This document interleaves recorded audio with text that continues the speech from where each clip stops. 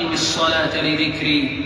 وقال عليه الصلاة والسلام: إنما جعل الطواف بالبيت وبين الصفا والمروة ورمي الجمار لإقامة ذكر الله، أي ليذكر العباد ربهم بقلوبهم عكوفا على تعظيمه ومحبته وخوفه ورجائه، وبألسنتهم لهجا بحمده وتكبيره وتهليله وتسبيحه، وبجوارحهم عملا بطاعته وسعيا في مراضيه.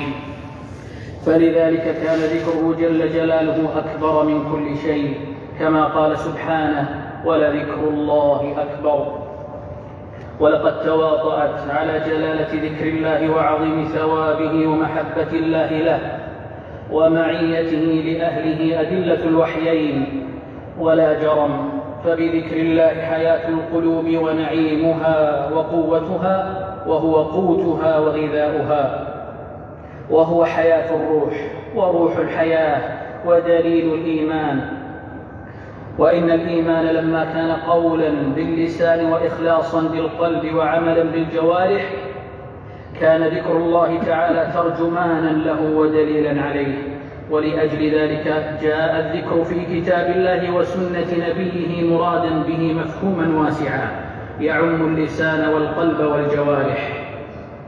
فأما ذكر الله تعالى باللسان فإنه يتناول تلاوة القرآن في الصلاة وخارجها، والأذكار المشروعة في الصلاة وبعد الفراغ منها، وما أمر به النبي صلى الله عليه وسلم وعلمه وفعله من الأذكار والأدعية المأثورة من عمل اليوم والليلة.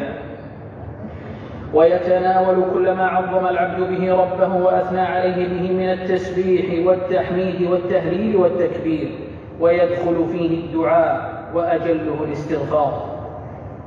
وقد أعد الله للذاكرين الله كثيرا والذاكرات مغفرة وأجرا عظيما، ووعدهم بالنصر والفلاح والحفظ، ورتب على كثرة ذكره سبحانه من حط الأوزار والخطيئات ورفعة الدرجات وتكفير السيئات ما نطقت به آي الكتاب المبين، وزخرت به سنة سيد المرسلين.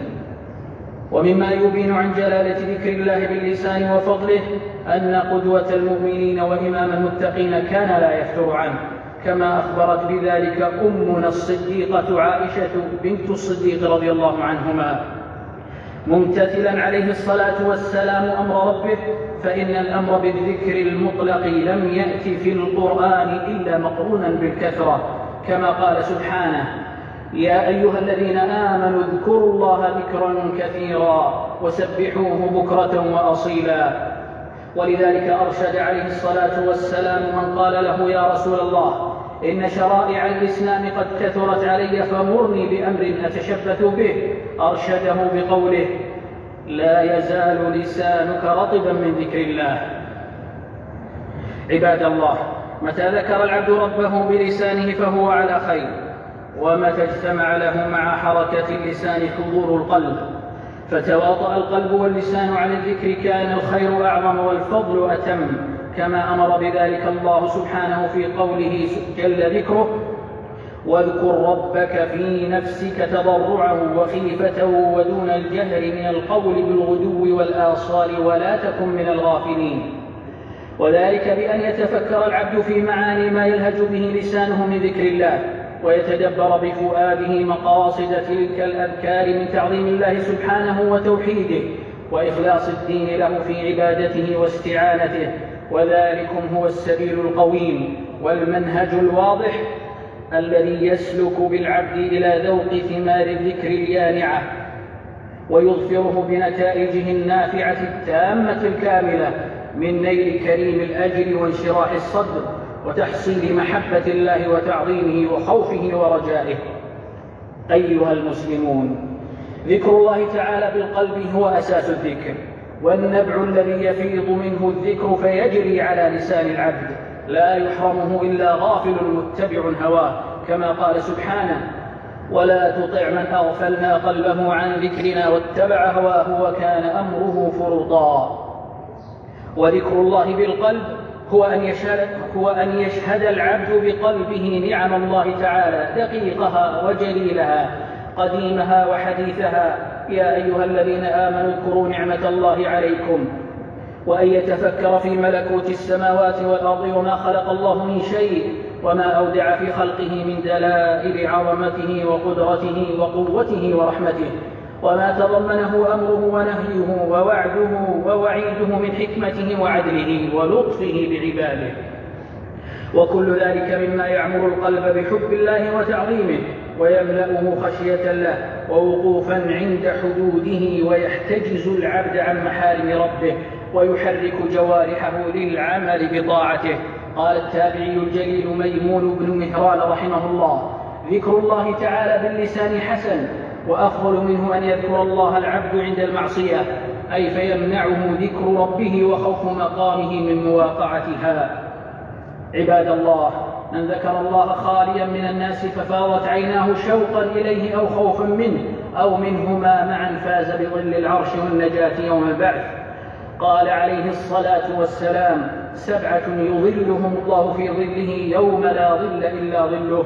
وذكر رجلا ذكر الله خاليا ففاضت عيناه.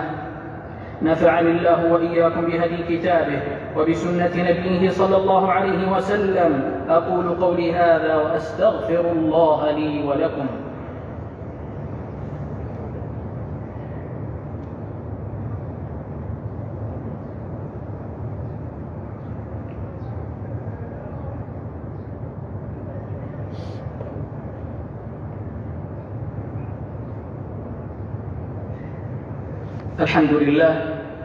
الحمد لله الذي اصطفى من شاء من عباده لكثرة ذكره، وأفاض عليهم بفضله فواضل إحسانه وبره.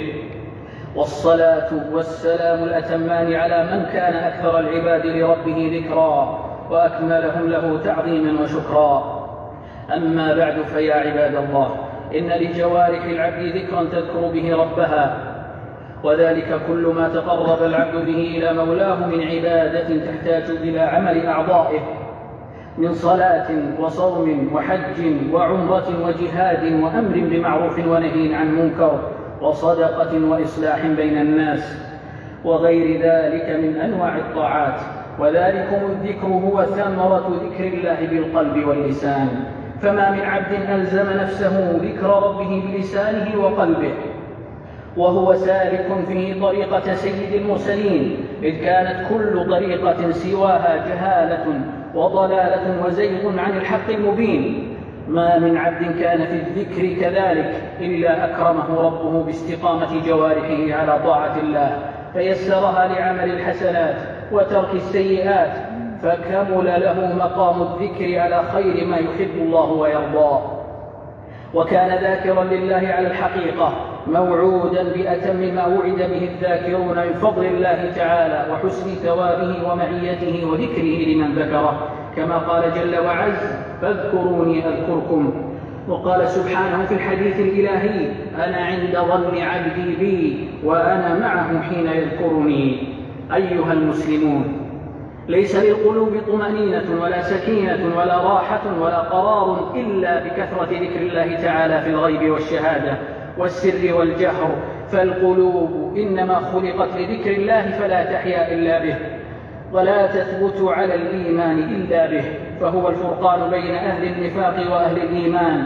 قال تعالى: إن المنافقين يخادعون الله وهو خادعهم، وإذا قاموا إلى الصلاة قاموا كسالى يراءون الناس ولا يذكرون الله إلا قليلا. وقال عليه الصلاة والسلام: تلك صلاة المنافق، تلك صلاة المنافق، تلك صلاة المنافق، يجلس يرقب الشمس حتى إذا كانت بين قرني الشيطان قام فنقر 4 لا يذكر الله فيها إلا قليلا.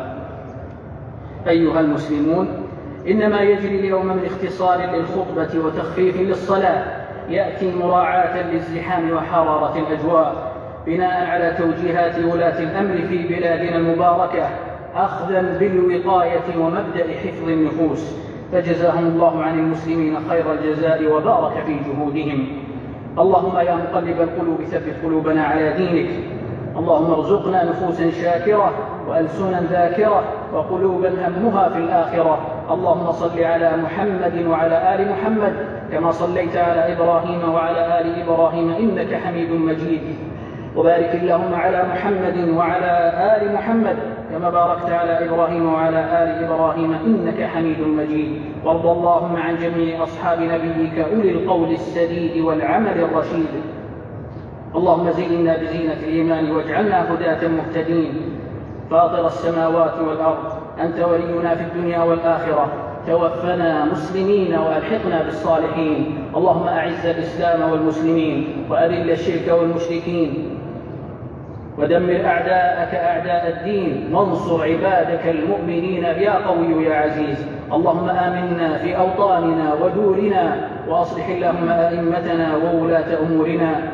اللهم وفق ولي أمرنا خادم الحرمين الشريفين لما تحب وترضى. اللهم أعنه وولي عهده لما فيه صلاح أمر العباد والبلاد يا رب العالمين.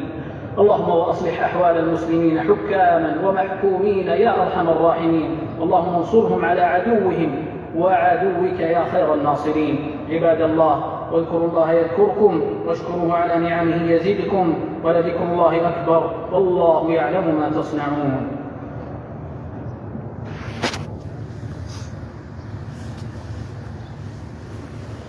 الله أكبر الله أكبر. أشهد أن لا إله إلا الله. أشهد أن محمدا رسول الله. حي على الصلاة حي على الفلاح. قد قامت الصلاة قد قامت الصلاة. الله أكبر الله أكبر. لا إله إلا الله. أقيموا صفوفكم وتراصوا صف الخلل. أتموا صفوفكم الأول فالأول. الله أكبر الله أكبر.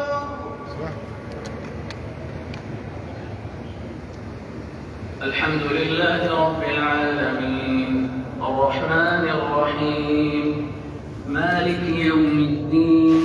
إياك نعبد وإياك نستعين. اهدنا الصراط المستقيم صراط الذين أنعمت عليهم غير المغضوب عليهم ولا الضالين.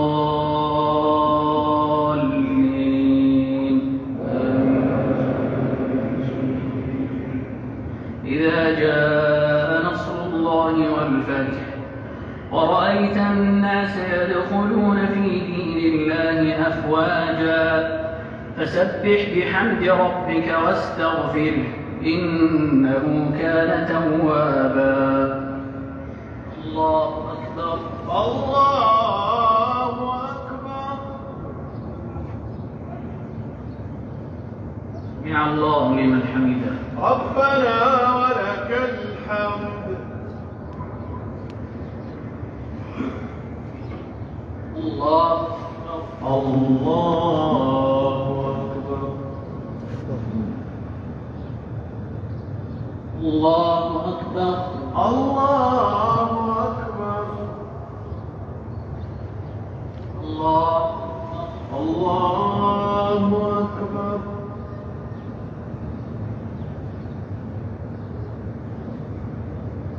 الله أكبر. الله أكبر. الحمد لله رب العالمين الرحمن الرحيم مالك يوم الدين. إياك نعبد وإياك نستعين. اهدنا الصراط المستقيم صراط الذين أنعمت عليهم غير المغضوب عليهم ولا الضالين.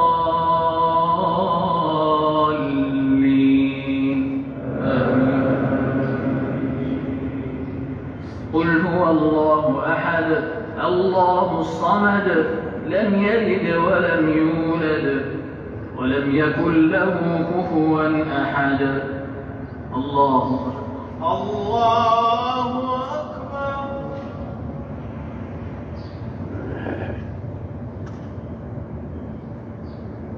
سمع الله لمن حمده. ربنا ولك الحمد. الله الله أكبر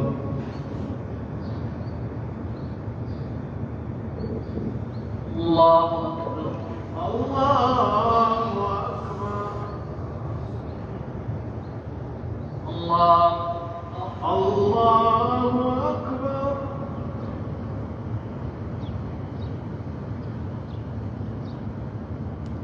الله أكبر الله أكبر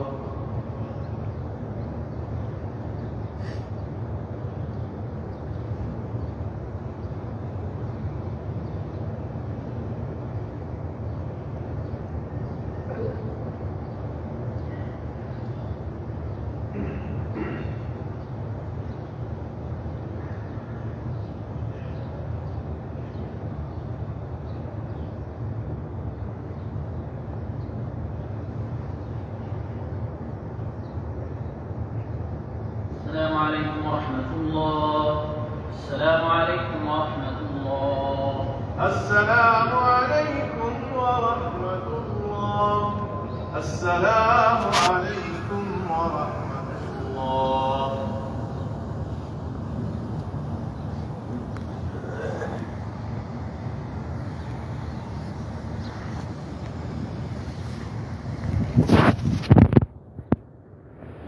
الصلاة على الأموات والأطفال يرحمكم الله.